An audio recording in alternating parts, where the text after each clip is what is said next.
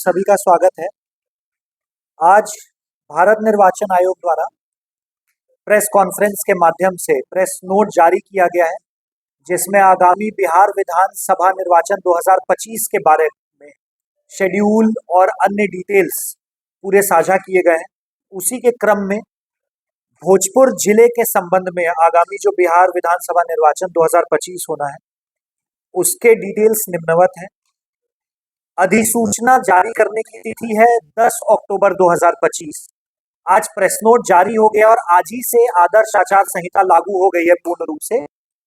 अधिसूचना जारी किए जाने की तिथि 10 अक्टूबर है। नॉमिनेशन जो होना है उसकी अंतिम तिथि 17 अक्टूबर है। जो नॉमिनेशन पेपर्स के स्क्रूटनी किए जाएंगे, नाम निर्देशन पत्र की संवीक्षा की अंतिम तिथि 18 अक्टूबर है। अभ्यर्थिता वापसी की अंतिम तिथि 20 अक्टूबर है। मतदान की तिथि हमारे जिला के सभी विधानसभा, सातों विधानसभा के 2551 जो मतदान केंद्र हैं सभी के लिए मतदान की तिथि 6 नवंबर 2025 है। मतगणना की तिथि 14 नवंबर 2025 है। निर्वाचन प्रक्रिया पूर्ण करे जाने की अंतिम तिथि 16 नवंबर 2025 है। भोजपुर जिला में कुल 7 विधानसभा है, 192 संदेश से लेकर 198 शाहपुर तक, जिसमें हमारे जो मतदाता हैं वो 20,80,605 है।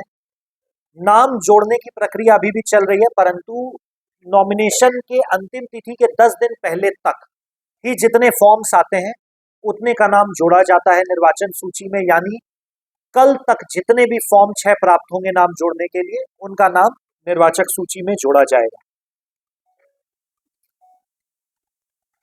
तो 5 मतदाता हमारे 30 सितंबर को जो अंतिम मतदाता सूची फाइनल पब्लिश हुई थी उसमें थे।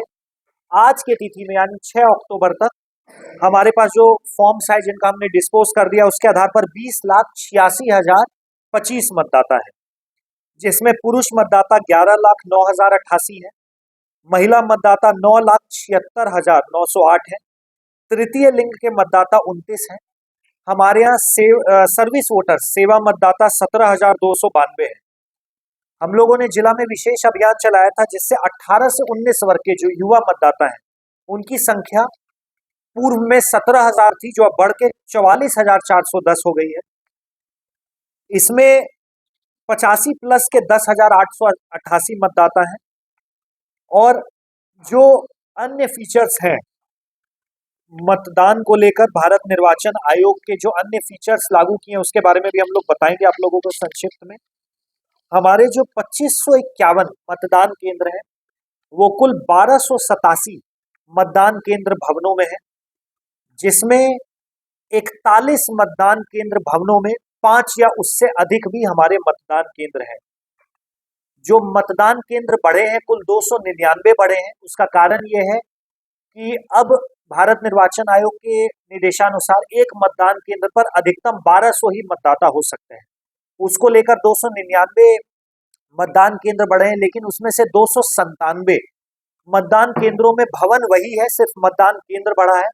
और 2 जो भवन बढ़ाए गए हैं, जो हमारे एग्जिस्टिंग मतदान केंद्र भवन था उसी से एकदम सटी हुई बाउंड्री में ही 2 हमारे भवन बढ़े। मतदान के लिए 277 सेक्टर ऑफिसर हम लोगों के द्वारा प्रतिनियुक्त किए गए हैं।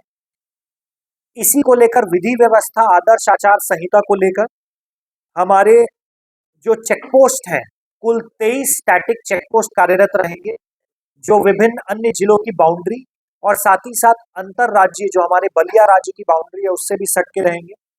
हमारी जो स्टैटिक सर्वेलेंस टीम है वो 23 है, फ्लाइंग स्क्वाड टीम 23 है, वीडियो व्यूइंग टीम 7 है, वीडियो सर्वेलेंस टीम 16 है, और हमारे जो असिस्टेंट एक्सपेंडिचर ऑब्जर्वर होते हैं एडिशनल, वो हम लोगों ने 9 लगाए। सभी सातों विधानसभा में निर्वाची पदाधिकारी है, 3 विधानसभा में अनुमंडल पदाधिकारी है, 3 में भूमि सुधार उप समर्ता है और 1 बरहाड़ा विधानसभा में अपर समर्ता भोजपुर है। आज ही से आदर्श आचार संहिता पूर्ण रूप से लागू है और इसके तहत 24 घंटे के अंतर्गत जितने भी गवर्नमेंट प्रॉपर्टीज हैं उनसे सभी प्रकार के राजनीतिक प्रचार प्रसार के जो भी बैनर, होर्डिंग, फ्लेक्स हैं वो हटा लेना है। जितनी पब्लिक प्रॉपर्टीज हैं गवर्नमेंट प्रॉपर्टीज को छोड़ के उनमें 48 घंटे में सभी हट जाने चाहिए। और जो प्राइवेट प्रॉपर्टीज है जिसमें भी अन्य तरह के बैनर पोस्टर फ्लेक्स हैं जो भी अनाधिकृत रूप से हैं वो 72 घंटे में हम लोग को हटाना है।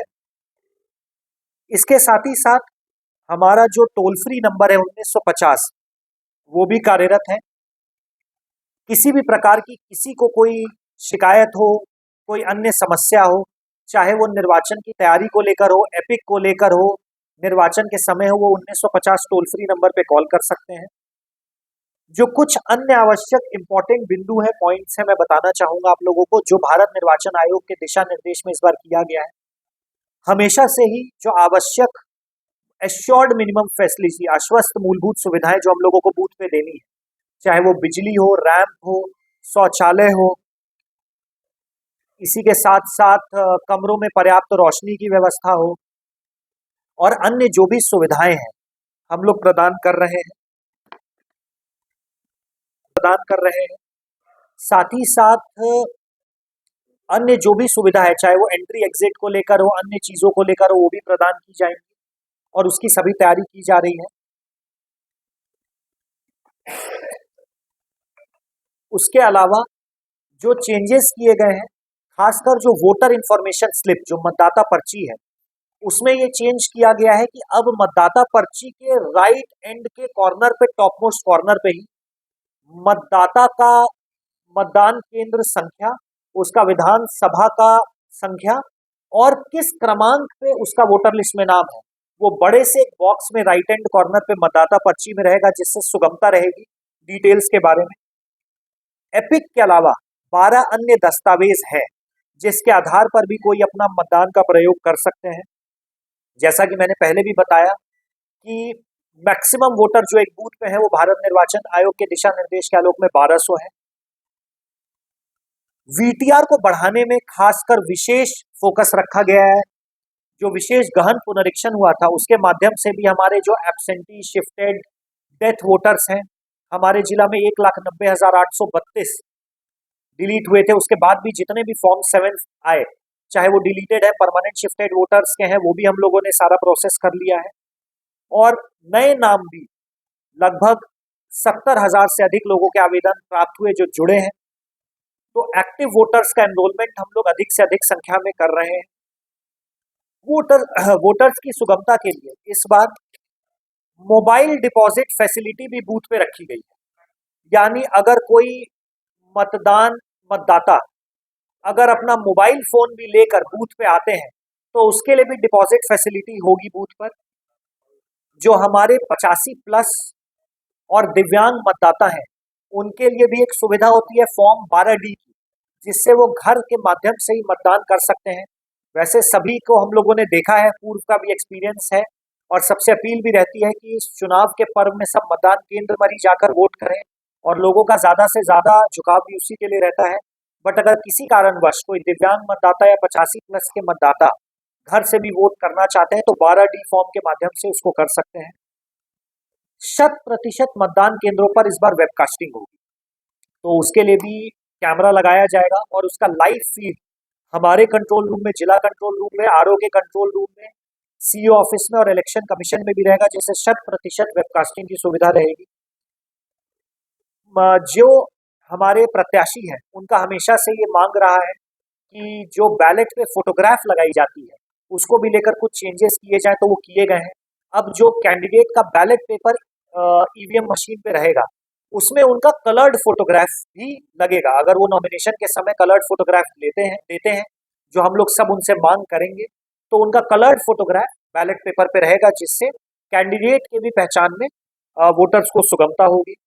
साथ ही साथ एक ECI नेट ऐप जो बहुत कॉम्प्रिहेंसिव ऐप है उसको भी लॉन्च किया गया है, जिसमें वोटर को जितनी भी जानकारी चाहिए, चाहे उसके बूथ को लेकर हो, लोकेशन को लेकर हो, उनके BLO को लेकर हो, ERO को लेकर हो, और BLOs के लिए भी जो उनके आई कार्ड और अन्य डिटेल्स हैं उस पर सब उपलब्ध होगा। इसी प्रकार दिव्यांग मतदाताओं के लिए भी सक्षम ऐप है जिससे वो सारी डिटेल्स प्राप्त कर सकते हैं।